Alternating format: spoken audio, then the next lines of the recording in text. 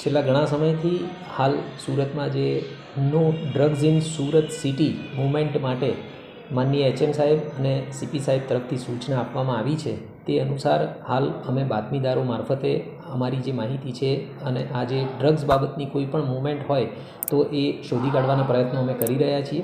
જે અનુસંધાને આજે વહેલી સવારે અમને એક માહિતી મળી હતી કે બે જે પેડલર્સ છે એ કોઈ માદક દ્રવ્યોનો જથ્થો લઈ અને ટ્રેન મારફતે સુરત ઉધના રેલવે સ્ટેશન ખાતે આવી રહ્યા છે.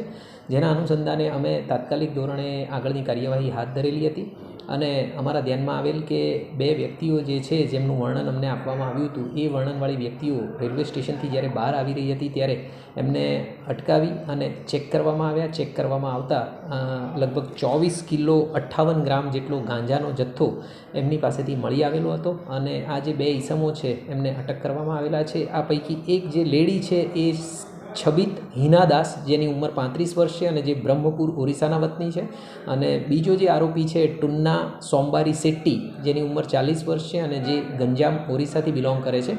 એ બંનેની અટકાયત કરવામાં આવી છે. એમના તરફથી એક ત્રીજું નામ અરુણ કરીને જે છે ઓરિસ્સાનો વતની જેણે આ ગાંજો મંગાવ્યો હતો એનું નામ ખુલેલું છે અને એક અજાણ્યા રિક્ષા ચાલક બાબતે પણ એમણે માહિતી આપેલી છે.